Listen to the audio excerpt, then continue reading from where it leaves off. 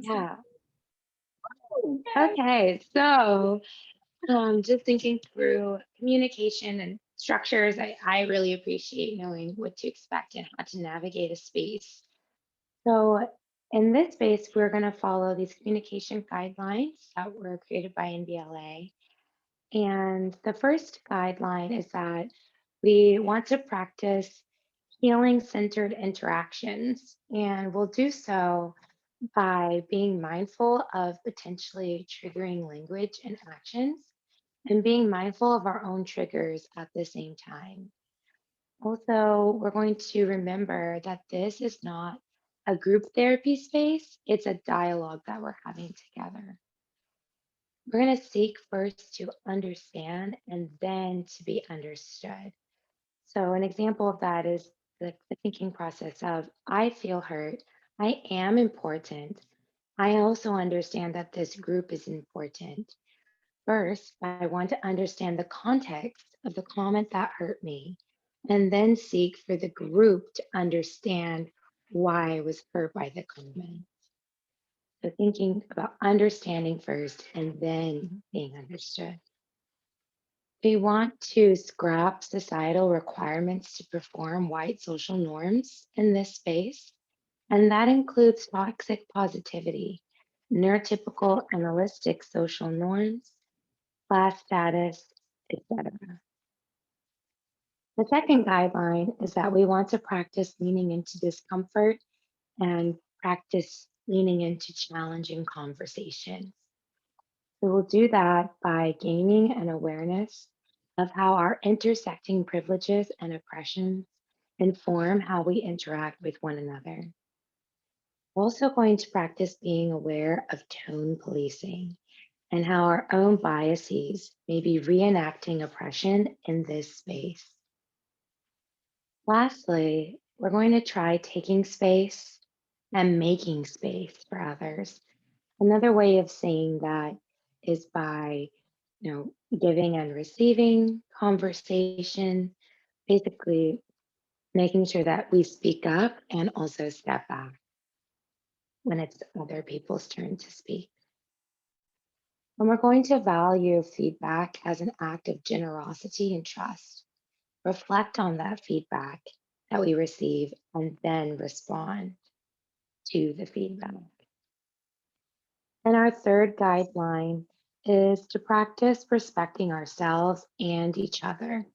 And we're going to do that by practicing speaking with I statements and from our own experience. So instead of saying, when you, like a lot of time we'll be like, oh, when you did that, or when you when you act in a certain way, but when we really mean when I act in a certain way, when I feel a certain way. So we want to say those I statements instead of you.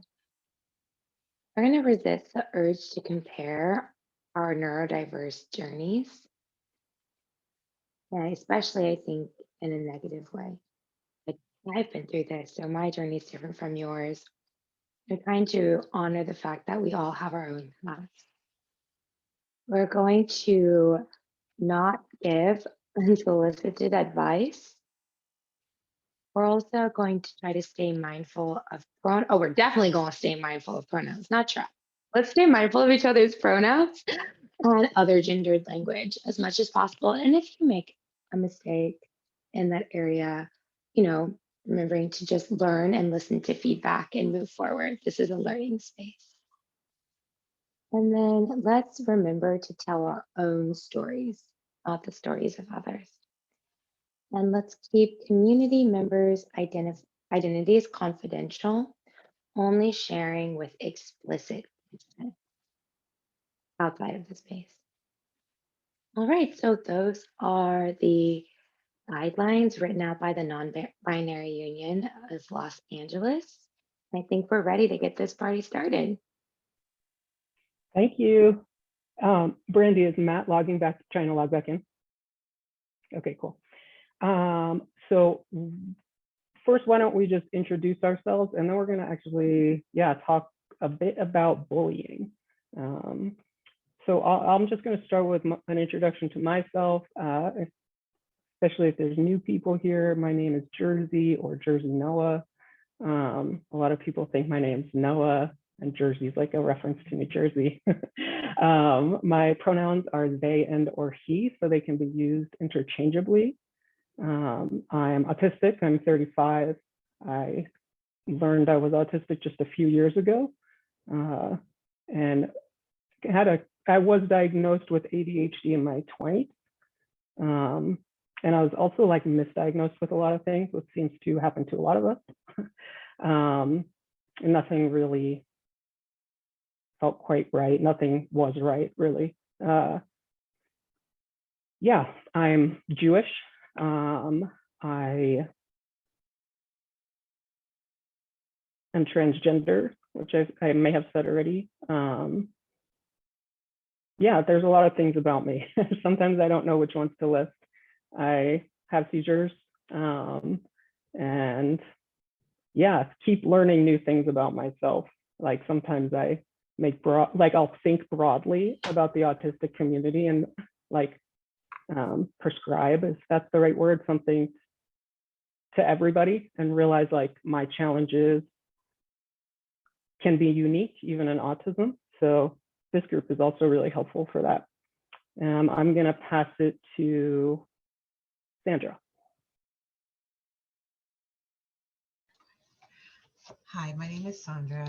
I am the writer, podcaster behind the ADHD Good Life on Instagram, Twitter. That's that, yeah. I'm diagnosed with ADHD, self-diagnosed autistic. I was diagnosed with ADHD when I was 40 and self-diagnosed autistic, like, I don't know the time, but recently, more recently. I'm Canadian. I live in UK with my partner, and we have a kid, and he's lovely. Well, his gender is now currently alien creative. He has told me, they've told me, and yeah, he's 7. He's a real joy, actually. And I just found out today that the half-term holiday, which I thought was just until Monday, is actually the whole week. And I'm just like, damn, what am I going to do for a week with my kid? But we'll figure out a way to have fun. I'll just describe myself. I'm Black, femme, long dreadlocks, which someday soon I will be styling and cutting these a little bit. They are down to my waist. My room, it has my kids' toys, some books, a poster picture from the Uffizi in Italy when I went there on my travels when I was a lot younger, and artwork from different places I've been to, and my partner's favorite blue chair behind me. And I will pass it on to Brandy. My name is Brandy, and my pronouns are she, her, and my partner is Matt, down there, and or wherever he is on the screen for you guys. And I was diagnosed as autistic about 1.5 years ago, or a little over 1.5 years, almost 2 years now. And that journey began first with an Ehlers-Danlos syndrome diagnosis, which a lot of autistic people have, and then ADHD, and then it led to autism, and then that also led to Matt's diagnosis because we were so similar. So he came along for the ride there, and we found out we're both autistic, which was pretty cool. It answered a lot of stuff. And we both live in Asheville, North Carolina, and love our fur child, Scarlett. And I like singing and autism advocacy, and I work for an autistic dating app full time, which takes up a lot of my time, but it's super fun. So just to describe everything behind me, I am behind a pink picture, and that's my favorite picture I took when we were on vacation in Puerto Rico. And I have medium colored hair, blonde-ish femme. I'm mixed indigenous. My mother is white, my father is Cherokee, and I'm wearing a black ruffly top. And I'm going to pass it to Lauren Melissa. Hi, I'm Lauren Melissa, pronouns she, her, and I am also known as Autianelle on Instagram. And I am a Black biracial woman with medium toned skin, big curly hair. I'm wearing a light green Adidas sweatshirt, and I am currently sitting on my bed. I have a sun and a moon painting behind me, plants, and a giant bunny. And I am autistic. I was diagnosed with autism at age 23. I also have depersonalization derealization disorder, but I'm currently stable in that. And my current job is an instructional support specialist, making classrooms more inclusive for autistic children. And I reside in New York City. And I'm going to pass it on to Maisie. Hi, my name is Macy Satantio. Um, I am an Asian American, born and raised in Indonesia. I'm Chinese Indonesian. So my heart is divided into two parts, one in that part of the world and the other half here in California. I run two Instagram accounts, one for my advocacy on behalf of autistic kids. It's just under my name at Macy Satantio, and the other one is at Autism Career Pathways. And that one is to do anything related to Autism Career Pathways, our nonprofit. And what we want to do at our nonprofit is to figure out the how to educate and employ neurodivergent people. So that's the platform that we're building, and I'm very passionate to educate small businesses in our community, and definitely passionate about helping neurodivergent people who are more impacted by their diagnosis and conditions. I'm sitting in my dining room with blue painting behind me. Blue wall behind me and painting at the beach. I am formally diagnosed with autism. I struggle learning to read, and I have dyscalculia, dyslexia. I have auditory processing disorder and sensory processing disorder as well. And I'm passing this to Matt. Hey, I'm Matt, 39, autistic male with, I don't remember the right term, sorry. But I got sorry, I'm really scatterbrained today. I have a gaming background with curtains, little plant in the back. I'm wearing a black baseball cap. I am really glad to be a part of this group and hope that I'm able to help out with any issues anyone has technically or anything I can be of help with. And yeah, pass it to TJ, or who do is that? I joined after y'all were already doing intros, sorry. Yeah, no, it's all good. So I'm reading. yeah, when TJ writes in the chat, so I'm just gonna read. Gotcha. Yeah. Hi everyone, I'm Tiffany from Non-Functioning Autism. My pronouns are she, I don't know, she, them. I don't know if they're all of them. I think there was a typo. I'm sorry. I have they, thanks. I have two autistic children and a preteen as a single mom. I was diagnosed with autism as a teen during burnout my first year of college then it was called Asperger's. And again, during a burnout in my early 30s, I also have epilepsy, ADHD, OCD, and anxiety. I'm a Black woman with light green headband and green earrings and a black shirt that reads in multicolors with a bare dark gray background. All right, thanks everyone for introducing yourselves. So what I'm going to do, I'm going to try to put 3 questions in the chat at a time, because it'll be easier for me than adding one question at a time for everyone to read. So I'm going to try to do about 2 to 3 in the chat at a time, and we'll go through them one at a time. So I'm just enter the first 3 questions.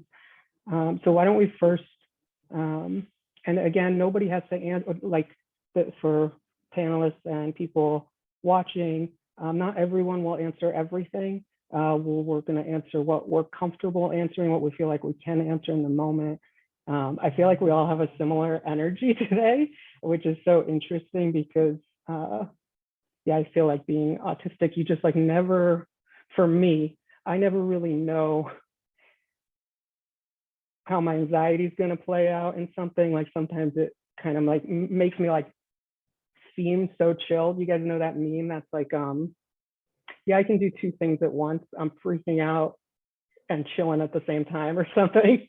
I feel like that's my life, and I'm getting a similar vibe from everyone. So I just really appreciate you all being here, whether that's your experience or not. So why don't we first just talk about like, what is bullying?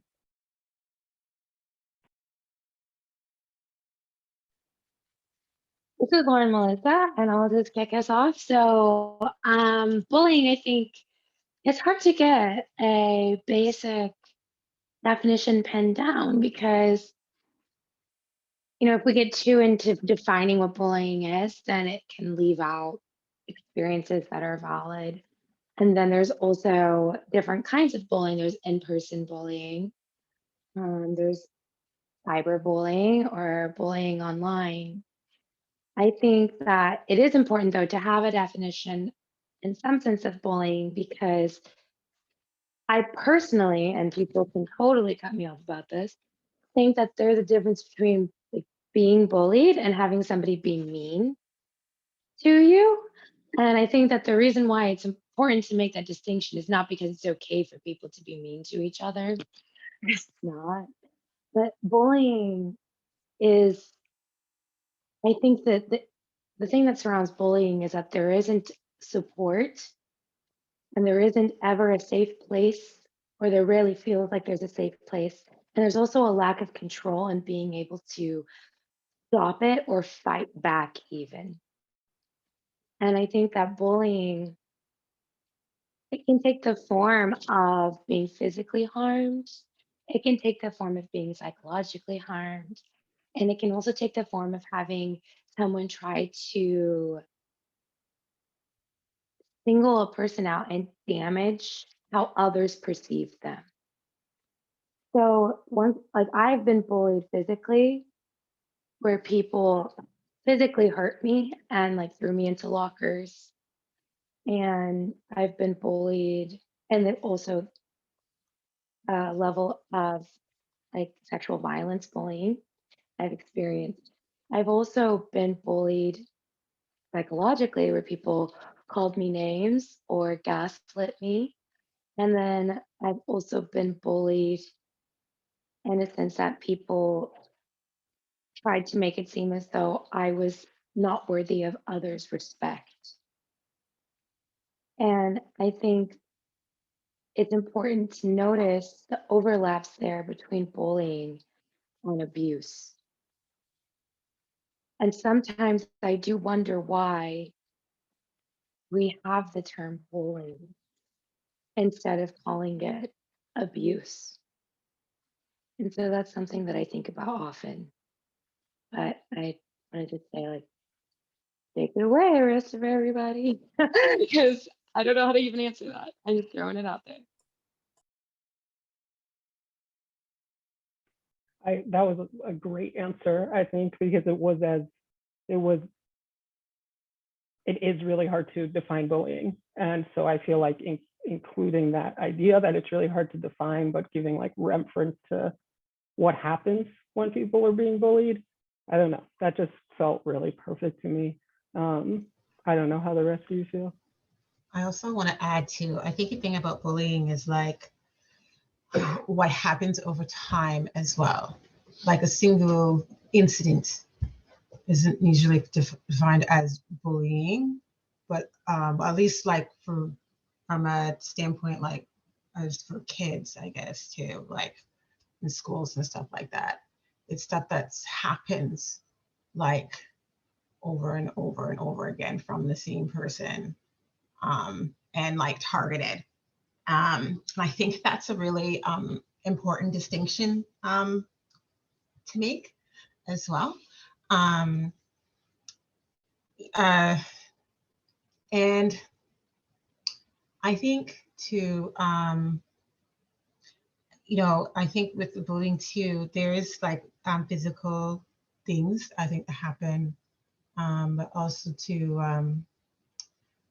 a lot of psychological issues that happened over time, and I think that stays with us a lot too, especially if we get bullied as kids, relentlessly. Like maybe a lot of us did.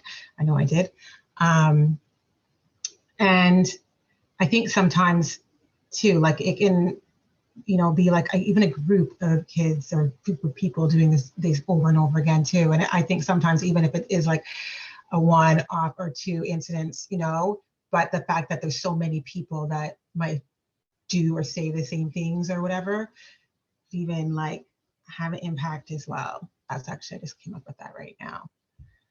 And also, Tiffany had written, I wasn't bullied much as a kid, or maybe I wasn't aware. However, adulthood has brought me nothing but bullying from inside my relationships to traumatic work experiences.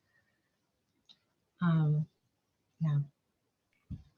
That's a good segue into just talking about have you guys been bullied as a kid and as an adult? Like looking at what Tiffany said, kind of the same idea. Like what has your experience changed from being a kid to an adult, and in what ways?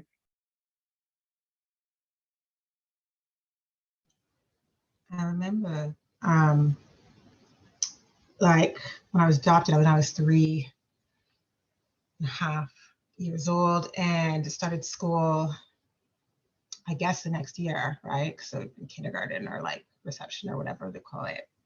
And that's whenever I first remember bullying. Like that's the first I can remember coming into school most days and the older kids making fun of me. Kids are like 10, 12 years old making fun of me. And always make fun of me because I was Black, because of my hair, just everything I dress, so everything. And that was the first time that I heard like racial slurs as well. It was the first time I called the N-words. I was 4 years old. It would just, but I grew up in like a white neighborhood, the only Black girl, so it was kind of like a target, I guess, just because of being noticeably different. And then as I got older and my emotional dysregulation got worse, and just then it just became, I think it became more of sport for everybody to just make fun of me because like I would just get so upset. And my parents would just be like, well, you're just gonna have to get used to that. Let's just, stop crying. It's just how it is. And I think even as an adult, you don't like, I have the, well, I was a Black femme, I guess. I don't know if I ever felt safe anywhere, because it was so easy. It's so easy, I think, for people to just like now as adults just put things in slyly, say things that I can't talk back to, for fear of like people getting upset at me, or or me getting in trouble or whatever. So it's just kind of tricky, but always impactful. That's what I thought.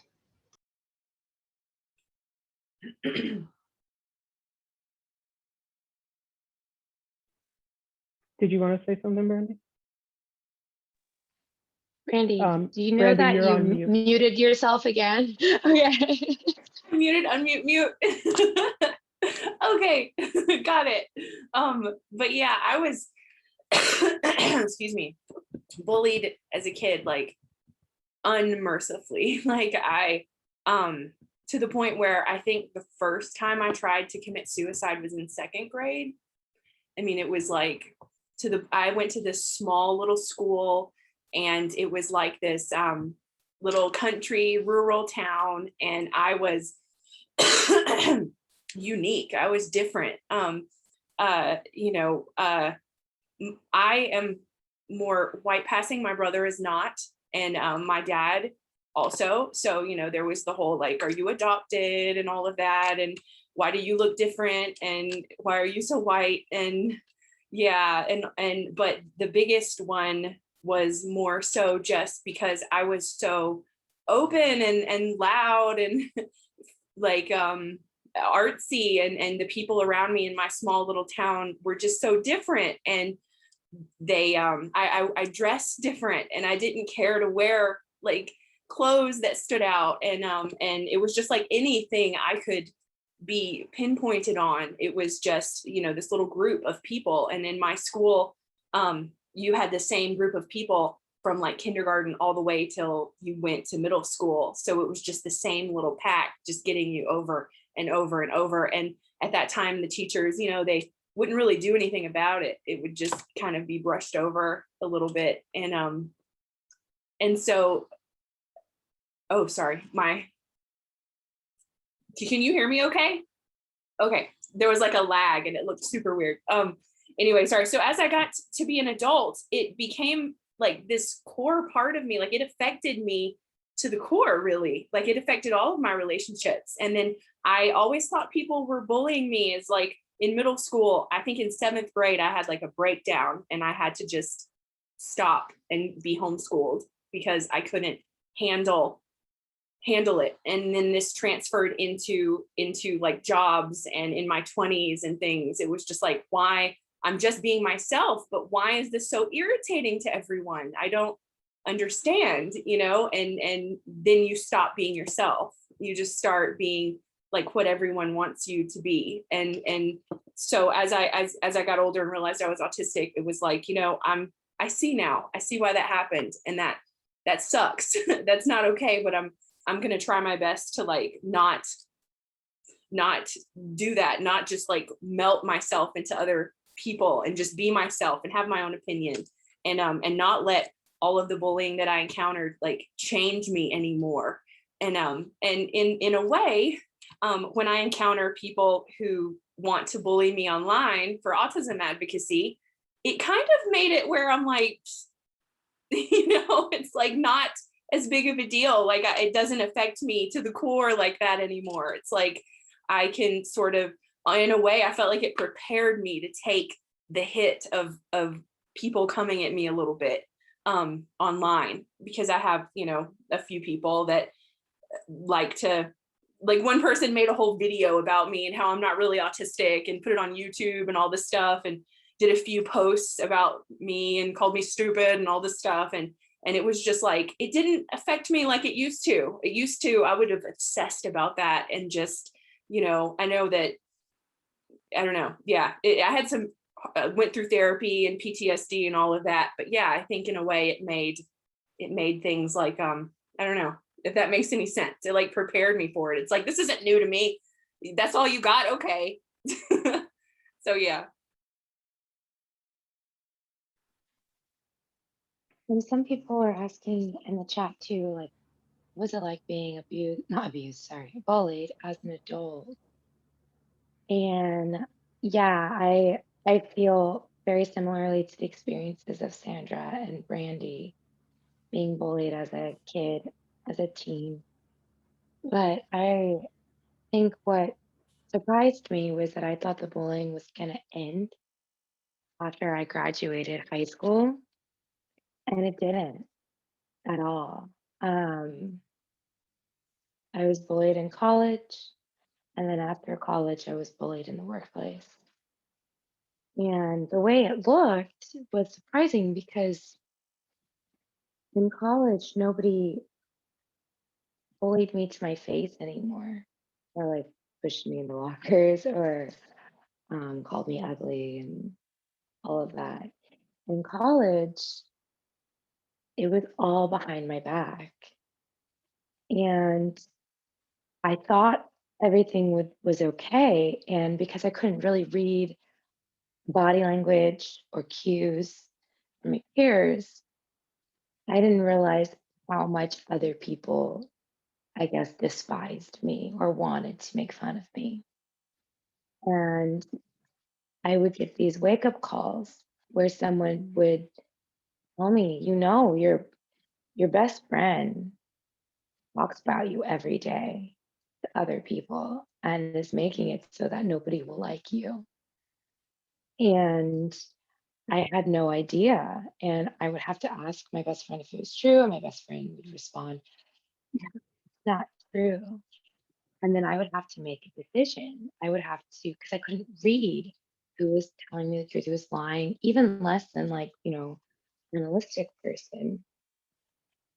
And I would have to make these decisions and it would be really scary. And then I would burn a bridge with someone because I didn't know if I could trust them anymore. And that would make things worse in a lot of ways. And it was just constantly, I felt like I was walking in an ocean of uncertainty of who I could trust, who was really my friend. And it got to a point where I actually had my entire friend group talking about me behind my back, like 10 people. And I was the president of the Queer Straight Alliance. And I had a $5,000 budget that I was managing in college to bring in queer speakers. And I got to a point where I reached out to someone to give them some money to help them bring a speaker that was also queer. I was like, oh, we'll collaborate and I'll throw a couple hundred your way. That sounds ridiculous, but like that's how it worked. And they said, oh, we can't accept your money because we don't want to be associated with your organization on campus because of these rumors going on about you. So I couldn't even do my job at the school anymore because of the pervasiveness of the bullying. And it didn't stop. It never stopped until I graduated. I actually graduated early so I could escape it. And then it carried into the workplace, similar situations, but now just colleagues.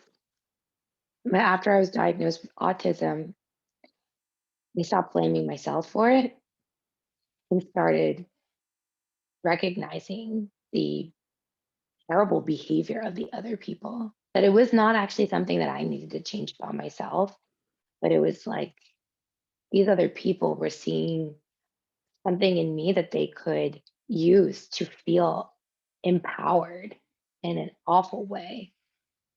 And when I came to that realization, it actually empowered me to fight back a little bit more. And sometimes fighting back would be like ignoring them and not caring about it. And then sometimes fighting back would be me literally going to their face and being like, I know you said this about me. Like the first time I ever would hear it, I actually remember I was on the playground at a school with other teachers around me. And I went up to a teacher and I was like, you did not need to say that about me. To their face, like on the playground, and they freaked out. And they never said anything about me after that. Because I did it publicly and I just was like so scary, I guess. But it took a while to get me there and I still have to watch out for it. And I definitely have a lot of worries because of it that I can't trust other people. And I'm gonna stop there. I could go into like the virtual bullying, but which I don't experience very much, but I experienced this year and it was weird. Okay, Katie. No one wants to see your butt. Yeah, I kind of do. Thank you for sharing. Macy, I saw you unmute yourself. Were you going to say something? Yeah, I was just going to say that I think bullying behavior is when one is consistently being targeted And I think it could start, the whole thing can start in a very, very subtle way. I think bullies are very smart. They know how to pick their targets. What happened to my family member when he was younger, he was being put in, he wanted to have friends. And I think kids know about that. And they purposely would do things like when they play games, they would cheat on him. And also they would place bets. If my family member brings certain things to a certain toy to school, and then my family member would be involved in this like bets, and then he would like lose like things. It's very, very subtle, or people would say, can I borrow your stuff? Or can I borrow this? And my family member would not know how to set boundaries when they were younger. But it's a consistent behavior towards a person who's not aware that, the bigger picture, what's going on. And I think the pattern, it gets louder and louder, and it just got to a point where it became physical, and then that's the sad thing. I think for autistic people, I'm very, very trusting. Like, I don't think negatively about people at all. And I got into so much trouble when I was younger. I was duped into joining a cult. I just didn't know. Like, I just wanted to have a sense of belonging. And to today, that's just still how I am. And I don't often realize, I just I don't know how to protect myself, honestly, until it's like too late. So yeah, so it could be, what I'm saying is, it could be very, very subtle also, but it's recurring. Just to, I'm gonna pass it real quick, but just response to something you said, Macy.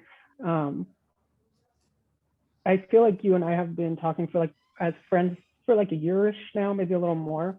And so this is the second event we're participating and collaborating in together. We did the special interest week and this, and I just can attest to the fact that you are very trusting. Like, you, like, even when someone, I remember with the special interest week, there was like a lot of communication happening that was kind of out of context. And you and I started messaging privately, and it was like, you can see the good, and you really do give people the benefit of the doubt, where like, I was like, I need this to end right now. And I feel like we came to a middle ground together. But it's interesting to hear you say that, because I see you as a very trusting person. Yeah.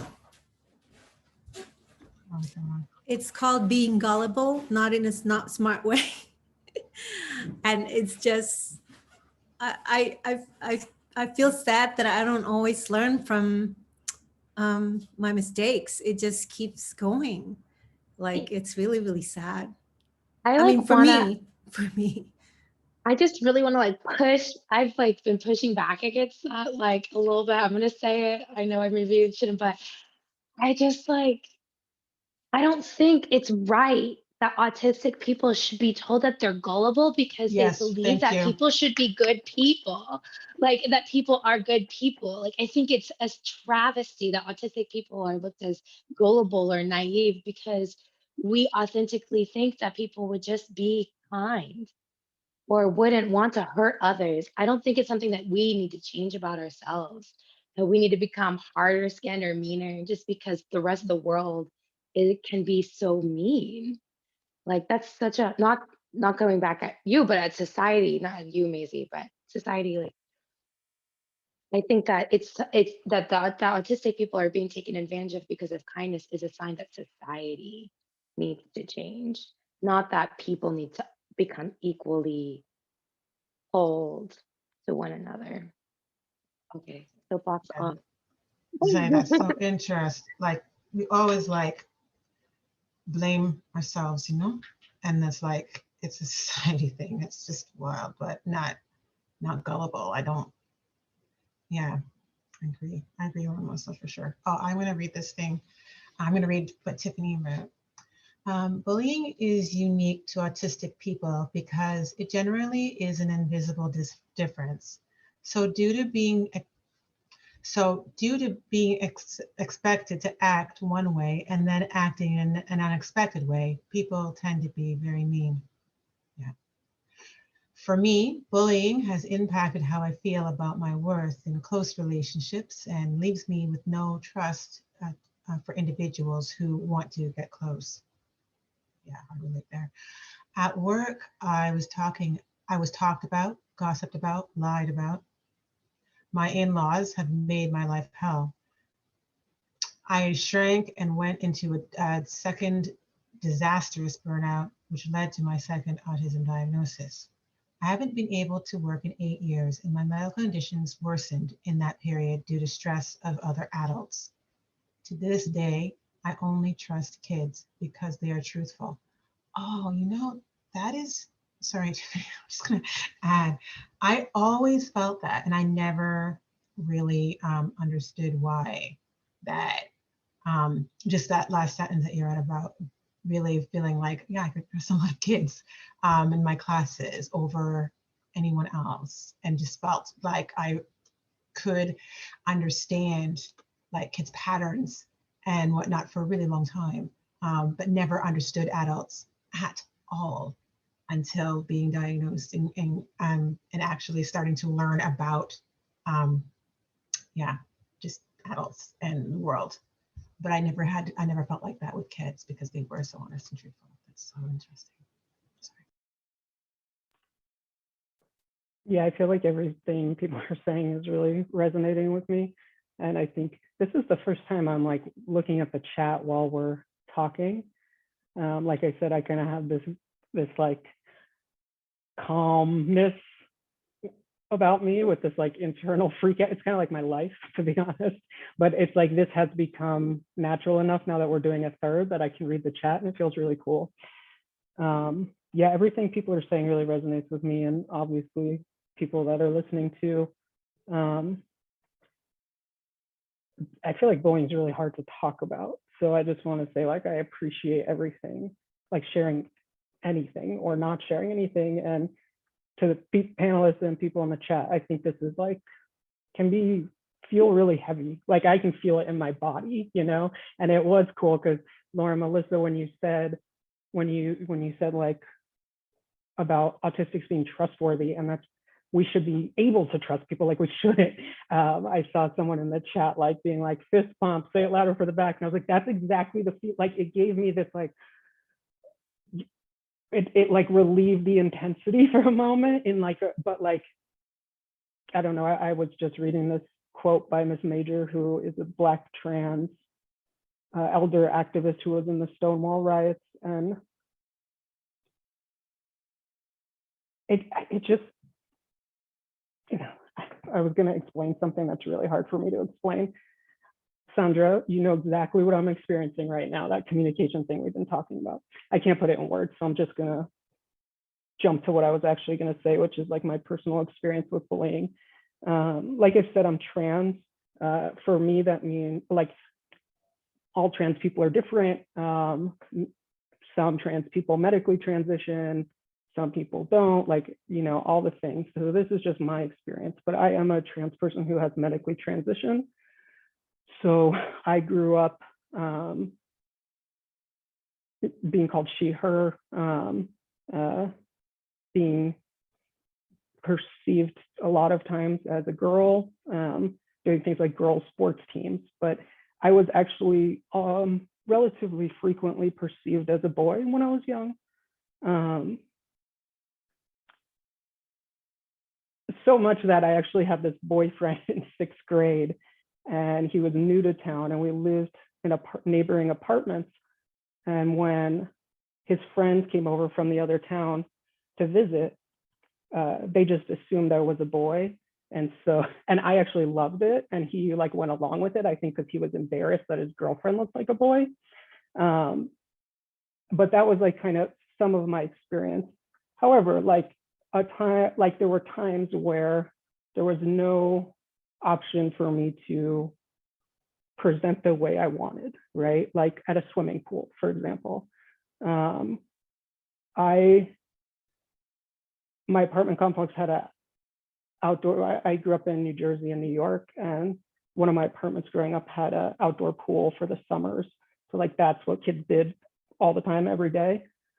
And I would get so bullied at the pool. And it's interesting because it wasn't until literally like very recently that I put together like, oh, that's when like gender is so binary at the beach. Anytime you're like swimming at the pool, like the bathing suits kids have to wear.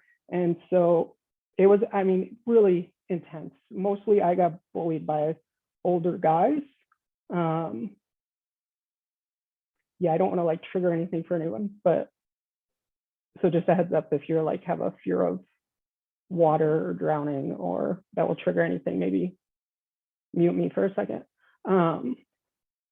Yeah, there were these boys that would like hold me underwater. And the wild thing was there were lifeguards. And I'm like, I in this moment, like when I retell it or just think about it, I was like in survival mode. They would hold me underwater really long times. I was in middle school, they were in high school. They were much bigger and stronger than me. And when I think about it now, I'm like, where were like the lifeguards? Where were any adults like at the pool? Like why were people letting this happen? You know, it's really hard for me to think back to my childhood and know at all. Like sometimes therapists will ask, like, when you talk about bullying, like, oh, do you think that like they'll either automatically relate it to autism or automatically relate it to being trans? And I literally, there's so much that I can't tell the difference between. There's stuff that's like blatantly obvious, but a lot of it is just like everyone has this individualized experience. And this is something Tiffany, who isn't here today, from Fidgets and Fries, was talking about, how you can't like pick these pieces of your identity apart and say like, this is my experience. Like as a Jewish person, like a lot of people don't realize this happens, but like, even though I grew up in an area with a lot of Jewish people, sometimes like when a community is like higher populated in an area, there is more, it like sounds like it would be safer, but just like where there's no Jewish people, that would also not be safe. Like it can make it really complicated. And kids would like throw pennies at me and the other Jewish kids. A lot of stuff about like money and so something like that. And like that was very obviously related to being Jewish. But with autism, I think that a lot of what you all are saying, like I started to understand what was autism, like what's specific to autism as an adult, because as an adult, I still was getting bullied. And sometimes it was by trans people. But like, it almost felt like people wouldn't believe me. Like I would be like, this thing is happening. These people are saying I'm saying things I'm not, saying I'm behaving in ways I'm not. That's talking behind your back thing Laura Melissa was talking about. And I didn't pick up on the context. Now I feel like I've developed a little bit of better of a radar, but honestly, I am someone who spends a lot of time alone, and I don't want to navigate like environments as like to whether or not people are being like upfront and real and like honest, or if they're not being kind. Like I don't want to have to figure that out with people. So that's why I say like this group is, to me, it's like amazing. Like I have friends in person I trust, friends in person that I trust a lot, but it's not often I'm continue doing something with a group. And I wouldn't say it's like, oh, 100% comfortable just because we're all autistic, but like the fact that I want to keep doing it, and I do feel this like camaraderie and trust with you all, is like, it's like a really big thing in my life because I don't feel that with groups of people.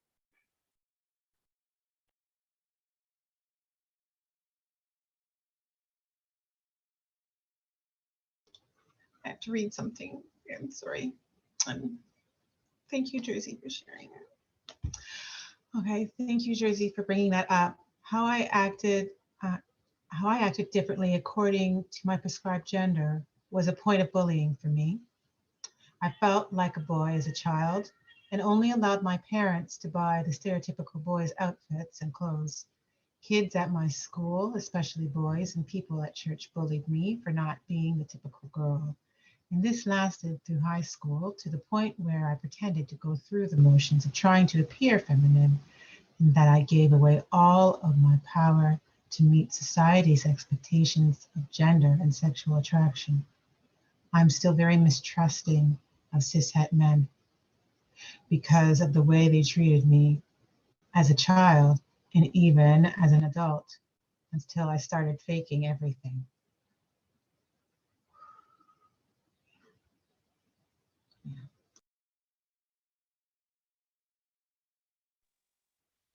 I feel like this is really important too because gender is so ingrained with societal roles and expectations and societal norms.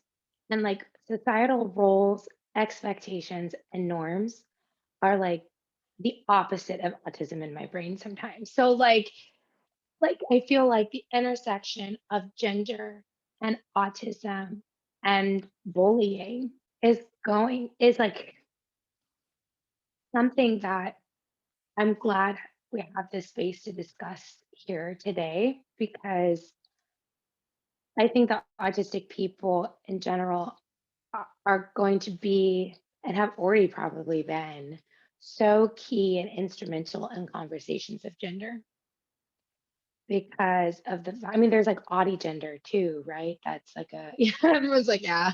I just think that this is going to be like I think it's a wonderful place, a difficult place of intersection, also a wonderful place of intersection where it's just going to be another one of those areas where autistic people see things for the way it is truly without the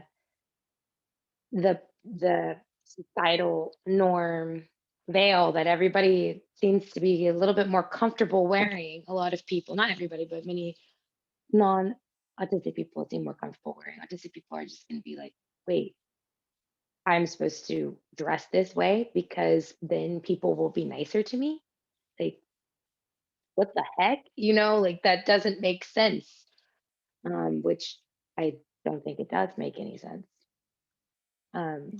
That's okay, go on. Go. No, just in reference to that, I like can't do anything in school unless it's like focused on autism, transness, social justice, and or my special interests. So I tend to revolve everything around that. But in school, I actually did a bunch of research on the overlap of gender and autism. And I know a lot of people know a lot of it, but it was really interesting to look really in depth. I thought one of the most interesting things was not just the relationship between being autistic, trans, non-binary, gender diverse, but there was a study that even looked at non-trans autistic people and found that non-trans autistic people, so cisgender, non-trans autistic people identify less with, are you Sandra, cisgender, sometimes I say non-trans, sometimes No, I I got say you. cisgender. Oh, okay. I forgot my video was on. Oh, geez. Sorry, No, you're good.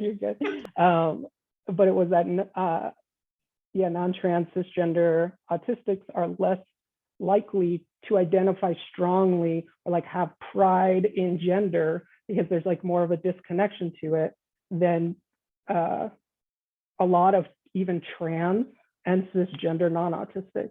So it was more often that, not all the time, but that non-trans autistic people can relate more with like a gender binary in some way, or like have a strong relation to being a man or a woman, or male or female, than non-autistic, non-trans people. I thought that was really interesting. It's so funny when I first came into the space, and I didn't know anything about being autistic. I didn't identify autistic at that time. But the one thing that always got me, you know, just in talking about ADHD, was the fact that, you know, nobody was, well, people were talking about it when in these binaries, but not really looking at how the impact of how, you know, how harmful it was to be put in those boxes, and how, you know, it was beyond just like, oh, you know, if women, like just the gendering of being identified, you know, women, girls with ADHD don't get identified, you know, and I always hated that, like just from the beginning of my advocacy, and I never really understood why until I got more into it, and it was always wild to me that like that no one was really in the ADHD space was really talking about like gender in these ways of, and when I started looking more into it and seeing this really big overlap for neurodivergence and you know, ADHD and autism even higher, it's like, what the hell? Like, why are we not talking about it? And I wondered if what you're saying, Jersey, is kind of like the reason why, you know, just, you know, with most of the people just being maybe only ADHD, not thinking that, you know, gender would actually play any kind of role in their lives. Like, I don't know if I can explain it. I'm sorry. It's like 11 o'clock here in an evening here, everyone. So I might be going off the rails a little bit, but yeah, I've always found it wild that no one was having those conversations in the ADHD space at all.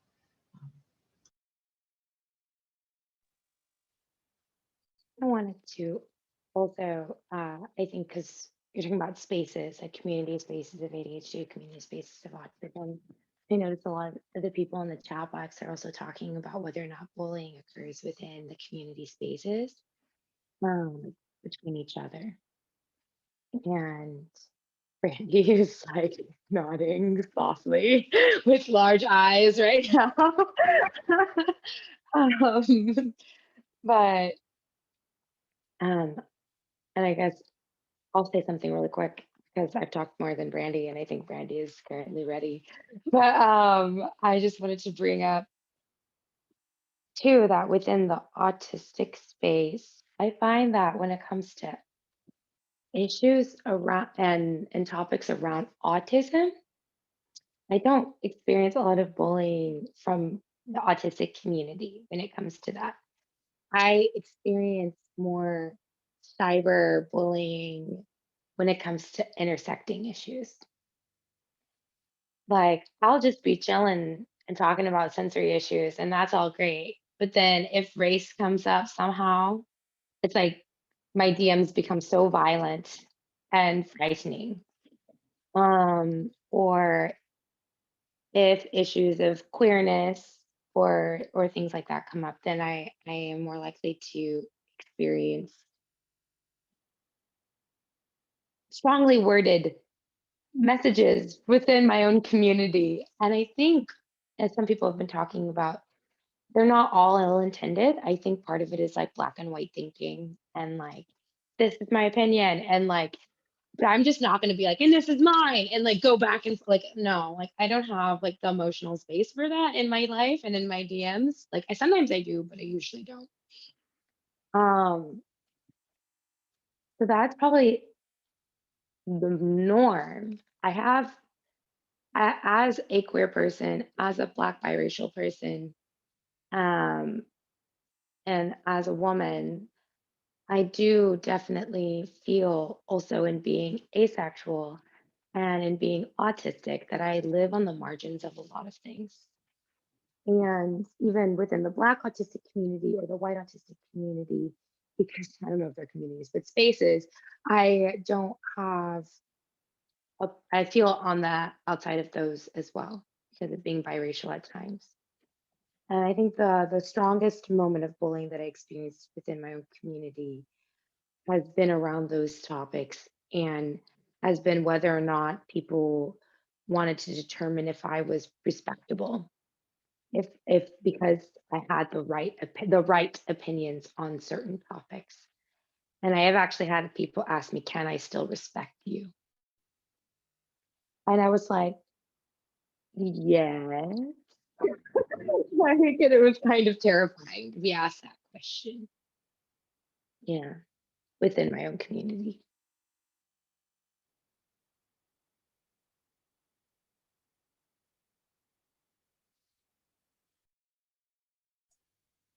Um, something, Jersey, you had posted about people getting on board as a group of people bullying, and I experienced at church. I was the oldest person in our youth group, and I remember I tend to stay quiet and away from people, and I was targeted by pretty much everyone else in the whole youth group. I was just too tall, too weird, and to hear about all these intersecting issues, it's just so sad and messed up that people can't just stay decent to each other. I mean, and the damage does affect you from childhood to the rest of your life. I mean, I think Brandy said, you know, it's changed her character. It came with her from childhood and stuff. And I just, people that think jumping on board because one person saying something funny or whatever to be a part of a group of bullying, that I it was so nightmarish for me. I like begged my mom to move churches, and the the response I got from my mother was, well, I lead the choir and your brother does the sound system, so we're stuck and you're just gonna have to deal with it. So I dealt with it until I was old enough to not have my mom control those things. So um, yeah, oh, and pronouns.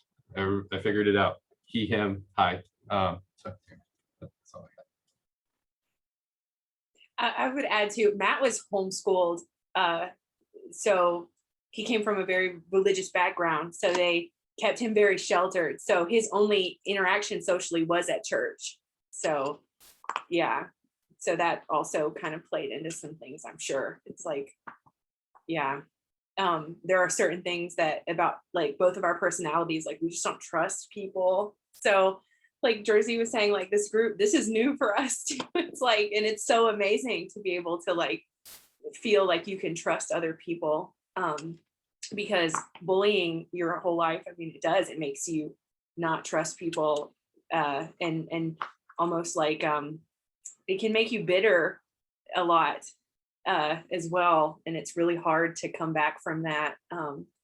So yeah, especially like the one question, what is it, when groups of people, yeah, that's something that I noticed, especially after college, after high school, yeah, in workplaces, the groups, and, you know, it's like people like to jump on the one person who's different, and everybody stays in the pack and just, you know, bombs that person. And sometimes for me, I wouldn't realize I was that person until it was just obvious, and then it was like, whoa, wait a second, you know. So I didn't know. And I think that's something that and as far as like being bullied in our community, it's different. Yeah, it's more so I believe this and you don't believe the same as me, and so I don't like you. It's just different in a way there. Yeah, it's less aggressive.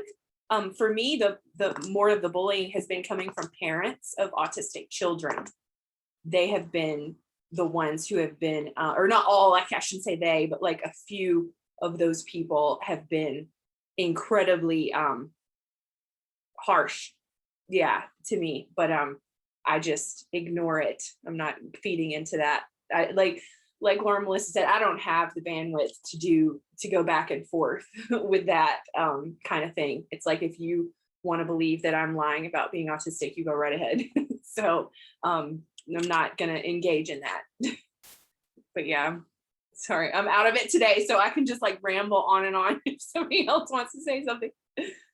I was just going to say the intersecting identities is really, really difficult online. I think particularly in Black, and if anything with race comes up, oh my gosh, I have to say this, is that some of the most horrific things I've had to deal with, you know, or have been in DMs with supporting like other Black autistics, is like when some like white autistics don't agree with something that's been said with race. Like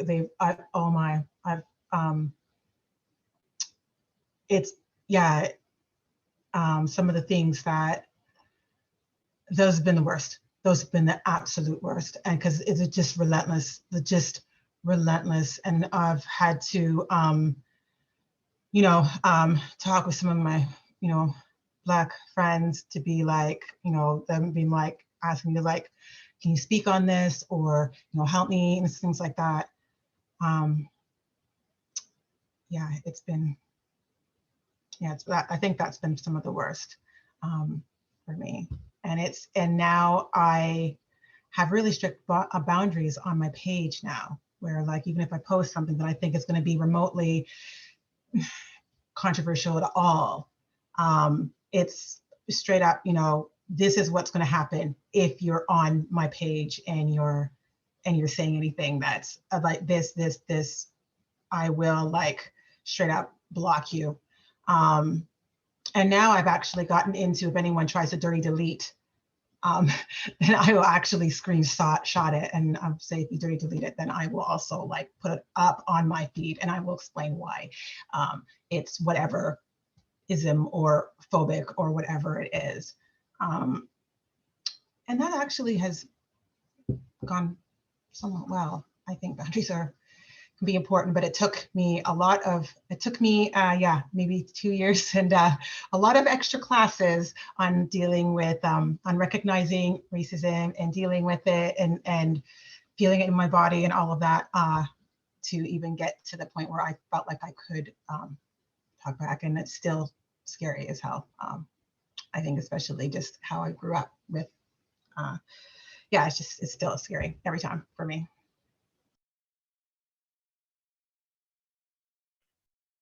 Sandra, I think TJ wrote something. Yeah, let's say the same thing. Do you want someone else to, since you just spoke, to like, if your voice needs a moment? I think I'll just looking. No, I didn't know if they also sent me a message saying whenever it was for the next question, so that's why it was early. So this TJ. Autistic people are sometimes huge bullies of each other. I think some people have a specific view of right and wrong and have every right to fight for what they believe. I think the problem arises when some of us have various experiences that shape our views. Instead of nuance or listening and asking questions first, we try to fight for our beliefs. This is true of all people in social interactions, yes. But I feel like certain autistic people have decided on certain ideas, and any variance from the norm of those ideas is met with more than passion.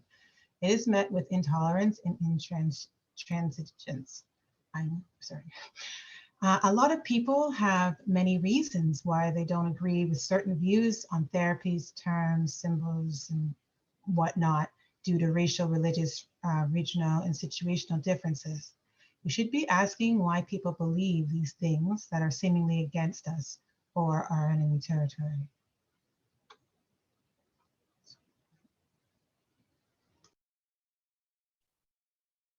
Yeah, I totally agree with that. I think too that sometimes there can be, like between autistic people, a misunderstanding of intention.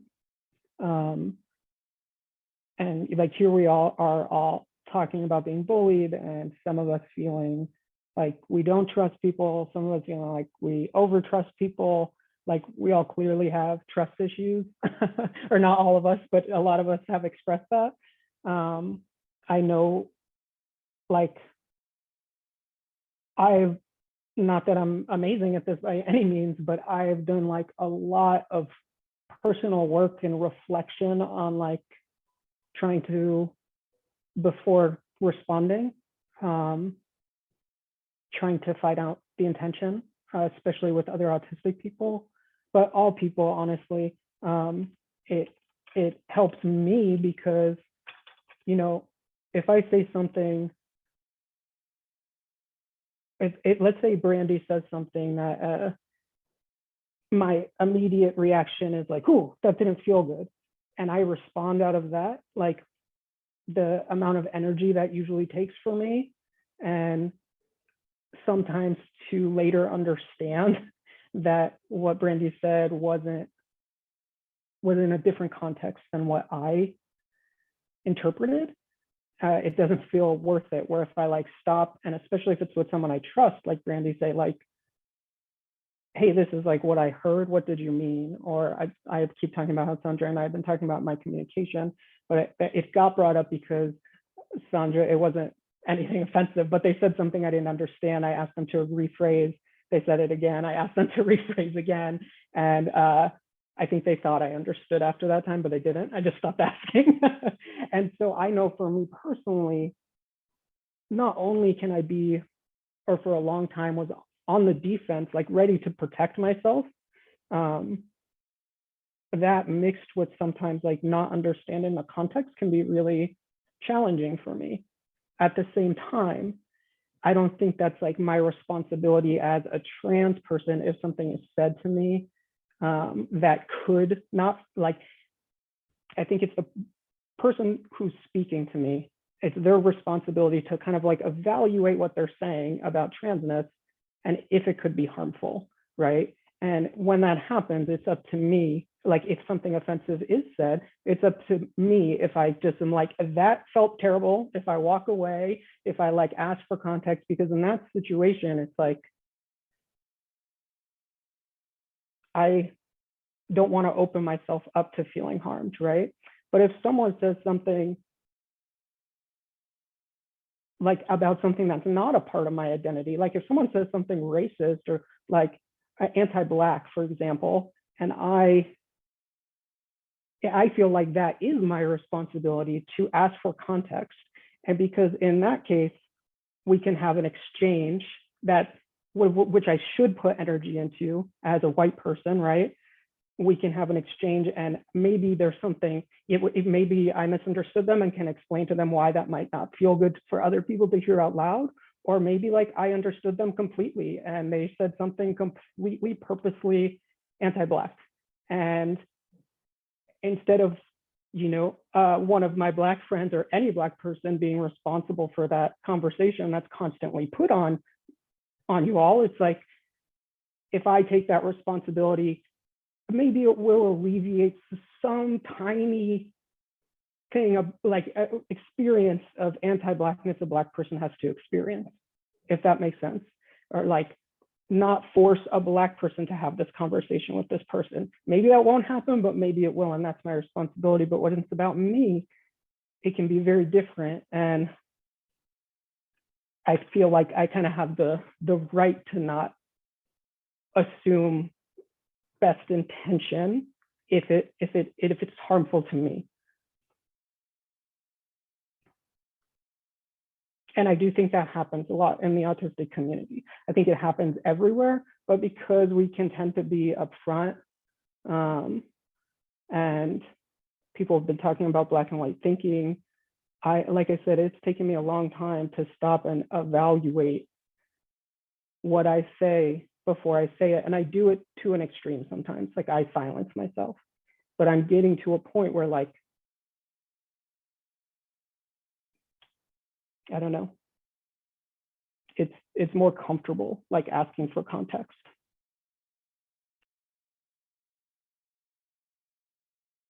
I think it's important to note too is that like when we're dealing with things like you know, isms and phobias and stuff like that, yes, there's, you know, intention, but there's still impact. And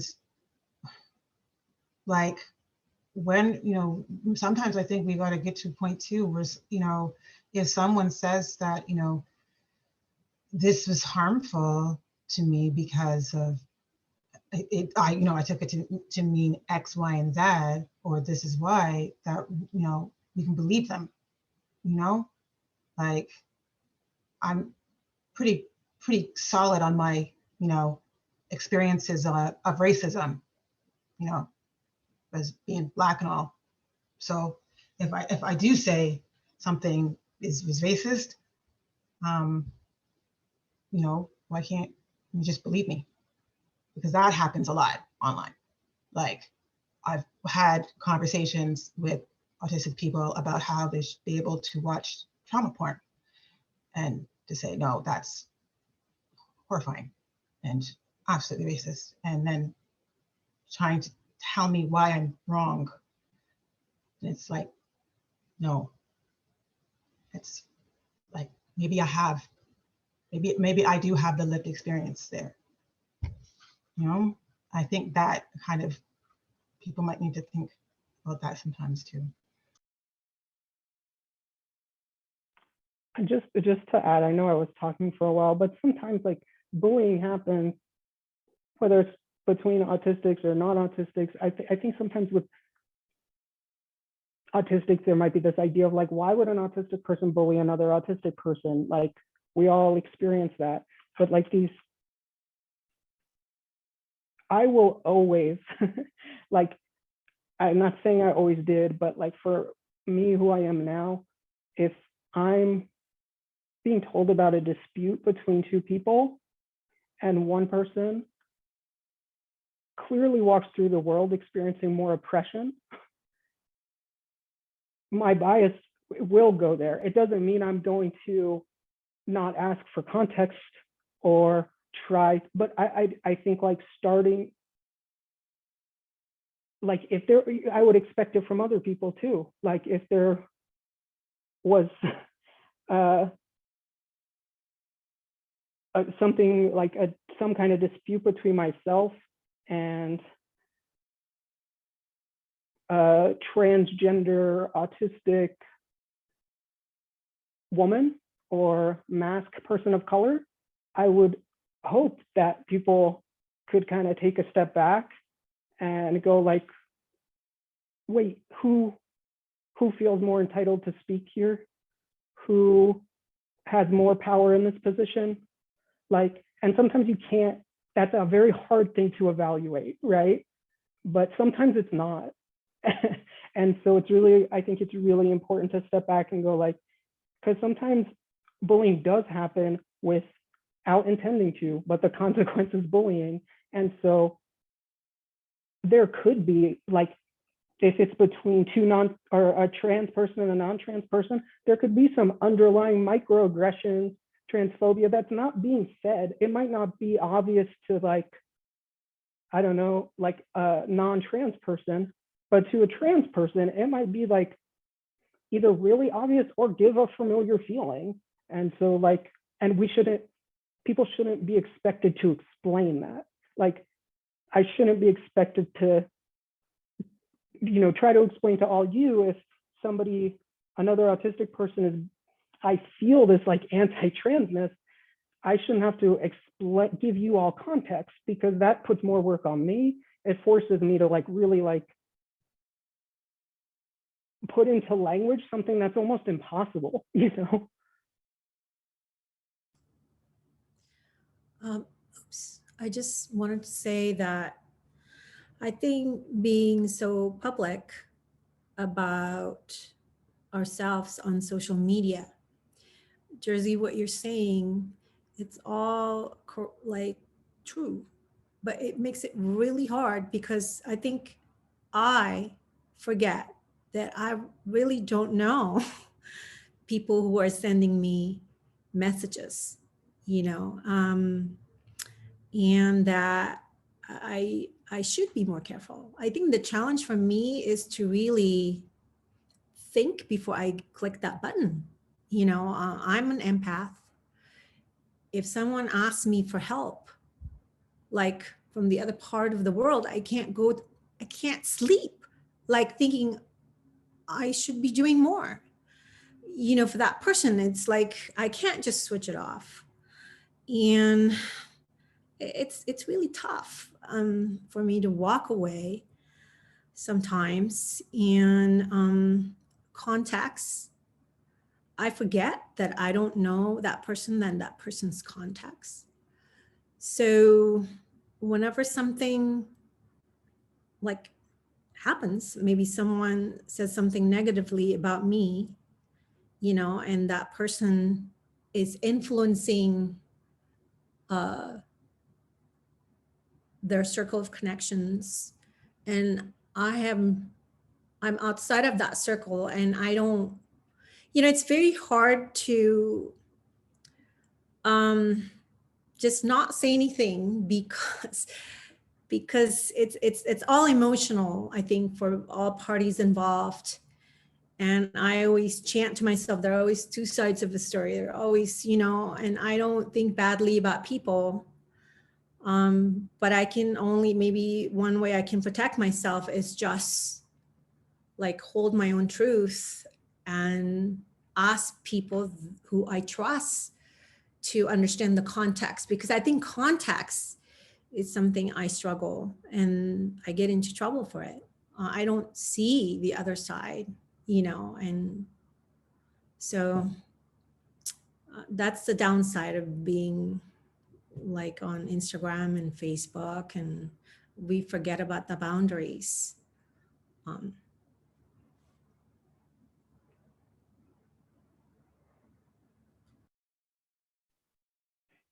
feel like this is kind of a hard question to answer, but I put like, have you or have we ever bullied somebody? Did you realize it? Did you change? I actually just answered, somebody in the Q&A also asked that question, and I got a response, so I'll read it aloud, what I said. Yeah, so, and this is Latina. So I said that, yeah, I have bullied people in the past. As an autistic teen, and as I was trying to mask and be neurotypical, whether or not I realized that's what I was doing, it's what I was doing. I said a lot of mean things to people. I was, especially when I was trying to be funny, because I knew I was supposed to crack jokes. They didn't, and I still don't. Comedy is my least favorite genre of anything. So I just don't understand humor very well. And I've gotten a little bit better at this point where I can dish it, but I still like can't take it. But back then I didn't even know how to dish it. And I would say things like, one particular example is that there was this person in the 8th grade that I would tease a lot because they were physically developing, I guess, slower than, you know, it was middle school, y'all. Like we were all developing at different rates. So I thought that I was just talking about the obvious. And then, which is something that I do all the time. I just say the obvious thing and people just start laughing. So I think it was around that time that I noticed that if I said obvious things, people would laugh. And so I would point out this person's like physical development and people would laugh. And I didn't realize that it was hurting the person. I never realized it was hurting the person until a couple years later, it like hit me. And I've always thought, I wonder if that person hates me, like hates the memory of me and like what I did. And then another thing I would do is I used to create nicknames for people without thinking about the effect that that nickname would have on them. And so for one person, I called them Elephant. Like I just literally would call them Elephant. Like there was nothing behind it. I was just being my autistic self.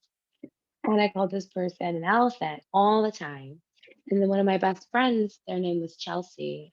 I actually had like 5 best friends named Chelsea because I changed friends like every year because I because of these reasons. I'm listing here and being bullied and stuff. I had a friend named Chelsea, and I liked the fact I used to call her Chelly, and I would like to rhyme. So Chelly Skelly. And then at one point I was calling her Chelly Belly. And I had no idea that that could be tied to someone's weight, elephant and Chelly Belly. And it was going on. I was doing it for a while. And finally they were like, you need to stop, and like freaked out on me. And it clicked and I immediately stopped. But I was doing that for long periods of time and it impacted them very much. But whether or not it was unintentional, it was still harmful. And I did engage in bullying behaviors.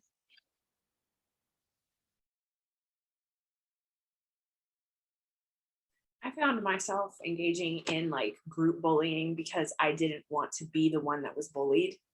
And so if I joined the group, I was safe. And like I would always feel really bad about it afterward. And it would like haunt me, like loop. And then there would be certain times where I would try to join in a little bit, but I would do it wrong and I would end up going too far and like, saying something that was just like, whoa, like, well, like really mean and not realizing that that was like even over the line on something, and so it just, yeah, I just wasn't very good. And then what I would end up doing is just drop that entire friend group and just move to something else. I would just kind of like have to just walk away because it would be like too much. And so, yeah, but yeah, it was like, yeah, I still think about it. It was almost like if I join in, then I won't be the target.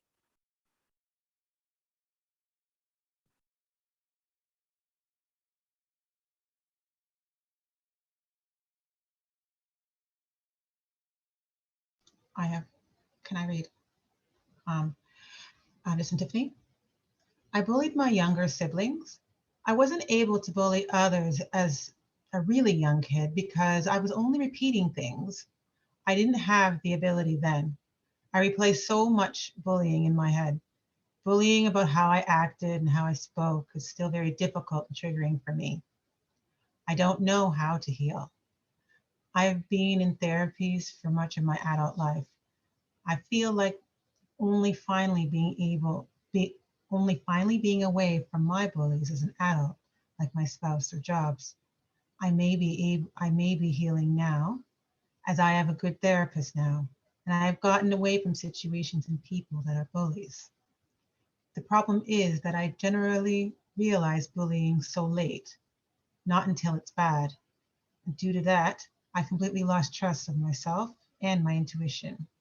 Why do I keep inviting bad situations and people into my life? So that means I can't allow myself to make decisions for myself. I'll only mess it up.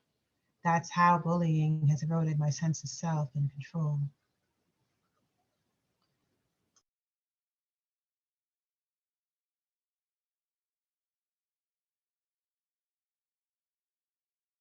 Yeah, that's very relatable. I've heard like a few people bring up how like bullying. I know Brandy said it and Matt said it in reference to Brandy. TJ saying it. I've heard just like a lot of people bring up how it like informs who you become, and I just think that's so real. Similar to Brandy and Laura Melissa, like I too, when I was in middle school, I've always been perceived as like very witty, and I think that's just me saying something in response to something. Like I don't, again, like sometimes I don't mean to be funny. Now I can tell when people are going to think something's funny, but that I can remember in middle school I was talking about how Jewish people would get bullied. I feel like Judaism and Hinduism, where I grew up, were like the two things that were targeted. And if you joined in with the non-Jewish kids, talk like making fun of Hinduism, you got in with the non-Jewish, non-Hindu kids for a moment and weren't getting made fun of. And that was like so clearly, I just have like this, especially this one time in the hallway, just like playing into it, like not, or that's even the wrong way to say it. Like I was like copying what people were doing because it made me feel part of something for like a moment, and it wasn't targeting me. But on like healing from bullying, I feel like, yeah, TJ, you said that well. It's like, I don't know. All I'm focusing on is like, you know, being my best self and like what my core values are. And when I do feel like I'm being bullied or attacked in some way, deciding in that moment, like, do I have the energy to engage in this in any way? And if I don't, like, that's can be really helpful for me. Sometimes people will say like, don't respond. But I feel like if you have, when I have like a balance of like, I know I can say something back to this jerk that will just like make them land on their face, you know, make them be like, that can be healing in the moment. Like it can be like, you know, someone says something that's like super uncool about like autistic people, or there's like a hidden meaning I'm picking up on. It's like, well, I'm never gonna like call anyone a name. I'm never gonna be deliberately mean.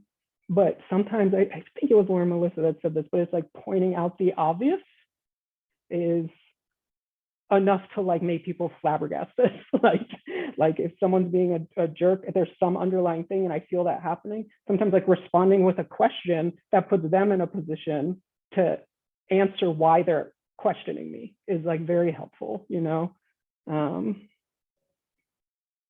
But yeah, does anyone else have any, I guess healing in general too, it's just like prioritizing myself. I think, yeah, like I was saying, groups of people like that, like having a group like this, there's something very like knowing we're being, you know, open and honest with each other and a whole lot of people, and we're all doing our best, and we all do have good intentions, and that like I could and I have done this a lot where I contact one of you or to be like, do you get the context of this thing that was said to me? And it's like feels good to have support. I guess that's part of like what autism support is, right? Like knowing you're not alone in something, knowing like, yeah, like in school, I don't have to fight for my accommodations because somebody is helping support me that can take that on. It doesn't always happen. But this is like another good example of like having a group of people, a growing group of people that see the best in each other. It's like, I know I can come to you guys and say like,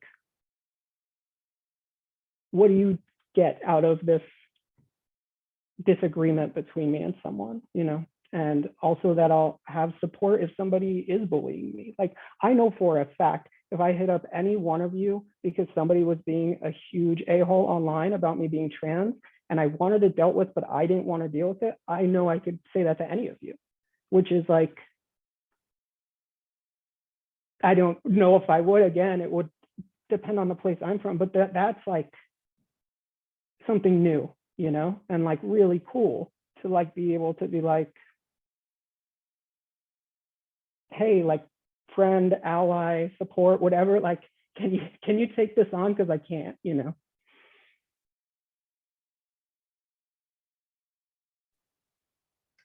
And I think to your point, Jersey, having a group like us, I mean, I hear all of this and I just want to give everyone a hug. Like seriously, like this is just like, it's heavy, it's deep, you know? And yeah, I really appreciate all of y'all. I think something that I really enjoy doing is like reading the chat box, because it's not just us, like the panelists that are in this room. Like we're talking and engaging with the autistic community. And I think that's why autistic communities can feel so relieving once they're discovered. Like once we discovered the autistic community and having this moment of like, of course, there no community is perfect and there's conflicts, but just even knowing that there's a community out there online that understands the experiences at a much higher degree than like the holistics that I grew up around is it's been monumental. And I haven't had the time to in a while, but one of my favorite things is to just like randomly go on Instagram live. And it's totally not because I like staring at a camera for like an hour and like talking for an hour by myself. It's because I like seeing the chat. And I like reading what people are saying. And I love seeing other autistics talking to each other. It's so exciting. It's something I just don't get to see in my life. And I think that that has been healing in a lot of ways, is just being surrounded virtually by the autistic community. Oh my gosh, autistics talking to each other. I love it. I love like when I can tell two autistic people have some sort of relationship. Even I don't know how much people message or if they know each other in person. None of that matters to me. But you can tell there's some kind of connection when you're reading like a comment section, and like so either like let's say someone comments on something Laura Melissa says, and you can like feel the connection, or like I comment on something Laura Melissa says, and then Matt comments under something I say that shows like that connection between us. That's like my favorite thing, to look at long autistic chats and like just see these like people have inside jokes, you know. I just love it. Like it makes me so happy. Yeah. Yeah, like when someone asks a question in the comments and then someone else answers and then someone else adds, and I'm like, how did this comment thread get so long? And it's so exciting. And I'm just like, yay, we're talking to each other. And I think it's just so special. Yeah, and I think it is healing. You know, I feel like there's more positives than negatives. And like when that happens, which is rare sometimes, to have more positives than negatives in a space. And that fills me with a lot of joy. Yeah, just to see that. It's the autistic community, like there's a lot of trauma and a lot of collective trauma. So to see a community space where there's more positives than negatives, given that context, is, I think, so uplifting. I was going to say, I also appreciate Josie. Just I'm looking around at all of us, and I'm like, I don't even know how he did it. It's like all of these backgrounds coming together in this space. And, I grew up like just really being the only Black person who could not talk about being Black and was never acknowledged for anything around race or anything.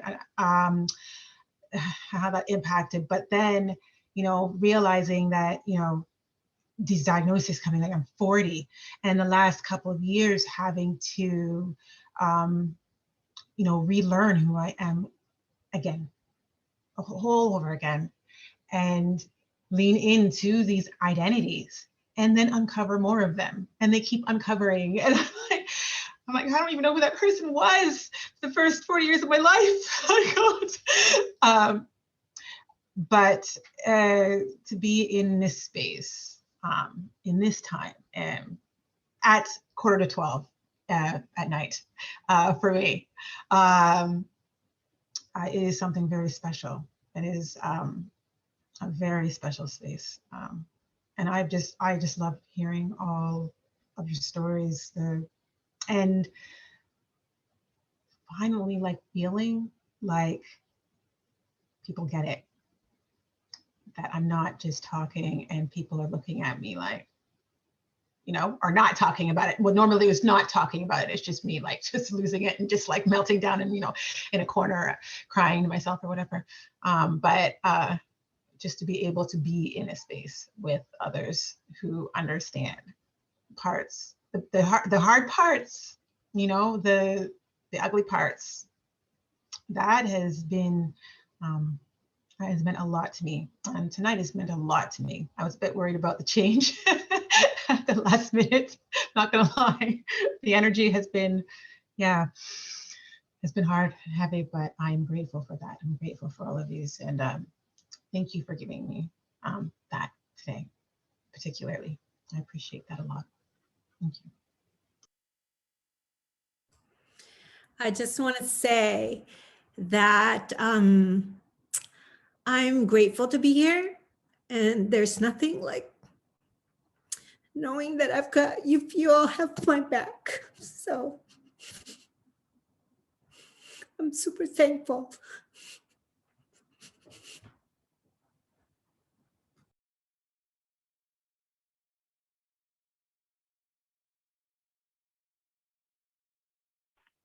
Of course. Were you going to say something, Laura Melissa? I was, but like, I first just want to be like, Daisy, thank you for saying that and for taking that moment. Like, look, Brandy's crying now. Like, I think what you said was very real and like, Yeah. thank you. I was honestly like going to segue off of what Sandra had said about community and be like, also, we should probably talk about how you can build community through Hiki app. But like, that was not appropriate anymore after what Maisie said. I was going to awkwardly bring it up anyway. So I was totally like, okay, we're going to be wrapping up soon. So what better than a perfect transition than Laura Melissa awkwardly bringing it up and me awkwardly jumping on top of it. I'll go first, and so Brandy can take a moment. We just want to give a huge shout out to our sponsors, one of which is Timo, which some of you probably already know, some are active users, some work with Timo. Yeah, thank you, Laura Melissa. Yeah, so if you don't, you can check out the app at like the Google store or whatever. And for me, it's been a really awesome addition to my life. And I've been really honest with Timo that it actually took me I am so not okay with change that it took me like 6 months to transition into actually using it. And now, Brandy too. Brandy actually hit me up and asked if I like it. And I was like, and this was months ago. And I was like, well, I got it 6 months ago, just started it last month, but now my life has changed. It's really helpful. You get to use like icons and timers to create your schedule. The way I do it is I actually am transitioning schedules because I just finished school. But I had one schedule specifically for classes that I had to be at in person. And over time, I started adding other things to that calendar that I had to be at in person. And then I have a separate calendar for like assignments because it can get really confusing if you just put assignments on the day they're due, because then you don't get them done or get them done well. So I use like there's multiple calendar options. Aesthetically, I would say that I am like many of you, I have a sensory processing disorder. I don't realize how much it affects my life until I feel like very pleasant with a sensory experience. And I'm like, wow, this is nice, or at least like at ease. I prefer looking at things with like calming colors, pastels, like the stuff Brandy uses in a lot of their art. And I do get that from Timo, so that's also really nice. I'm gonna pass it to you, Brandy. Okay, and our second sponsor is Hiki app, and I work for them as the social media and community manager. And it's awesome. It's an app just for autistic people. We're always getting, information from everyone, trying to make the app better, and we're always doing what we can to make it as safe as possible. It's free. You can download it on Google Play or iTunes. It's awesome. We have different features, different from other dating apps. And it's actually not just a dating app, it's a friendship app also. So they have like these two different things. You can do smiley face if you just are looking for friendship, and a heart if you're looking for a romantic connection. And there are all kinds of different people there. And it's pretty cool. Yeah, they even have things like, what's your favorite STEM, or what is your special interest at the moment, or things specific to autistic people. And if you aren't sure about how to start a conversation with someone, we have like pre-done conversation starters that you can just hit the button and not even have to worry about it. And that was taken from polls from autistic people. So on their favorite ways to start conversations. So yeah, so if you're looking for a cool app, give it a try. It's spelled Hiki, and it's Hiki, which is the Hawaiian word for able. And the last thank you I want to give before we wrap it up, of course, to all of you, but also Macy may have mentioned, they have a nonprofit called Autism Career Pathways.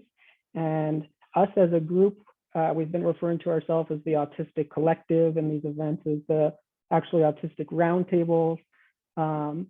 And thank you to Macy and Autism Career Pathways for fiscally sponsoring us, which means we can now accept donations that are tax deductible.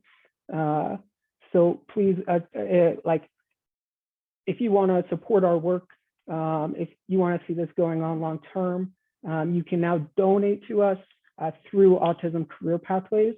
So you can just go to Autism Career Pathways website and make a donation to us. We're very transparent about the funds at this point.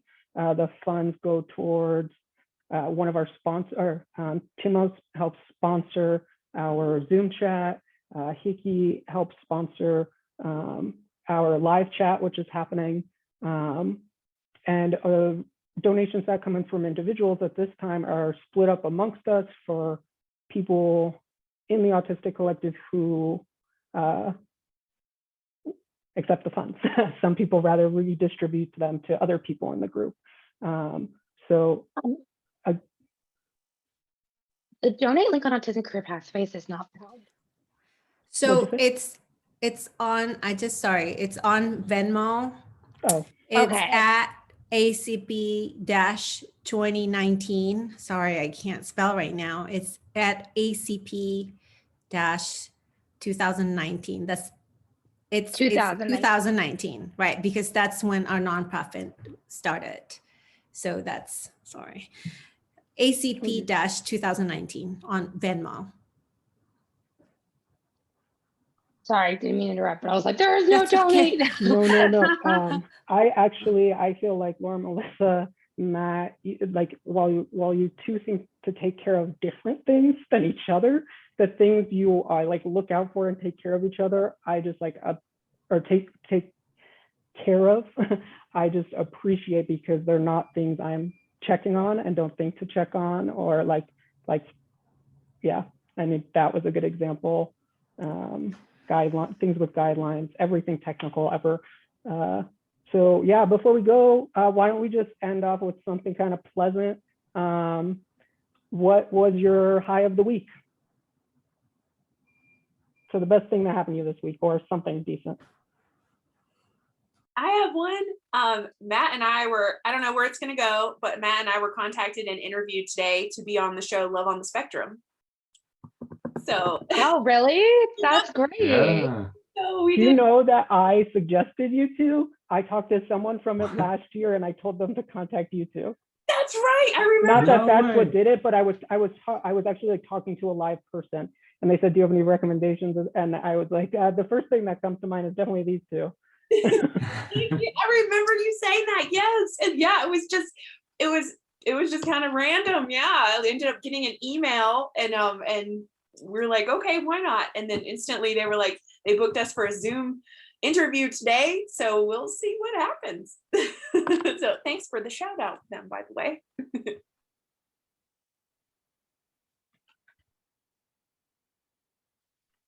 The question was, what, yeah, highlights?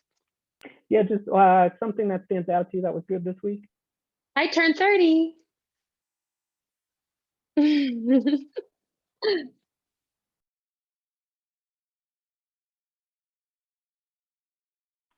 Macy, you also had a birthday, right? I know, I did, but I didn't want to add to the number. I'm just going to stay the same, because last year was a big number. I did get to celebrate, had to cancel my trip, and still canceled.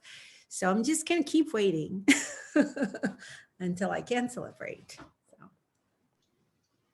So. Tippy, said, I feel like I conquered many OCD things this week. OCD has been wreaking havoc within my life, and I feel like for the first time in 2021, this week I didn't have any trouble at all.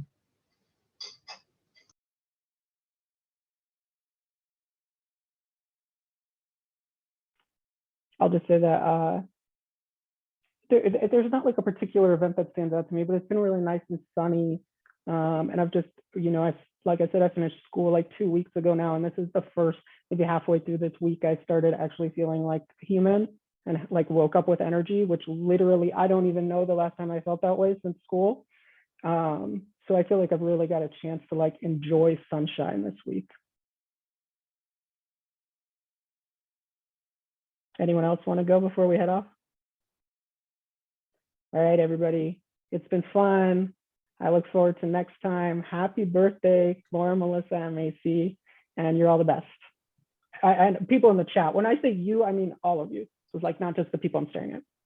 Bye, Bye. everyone. Bye. Bye, everyone. Bye. Have a nice weekend.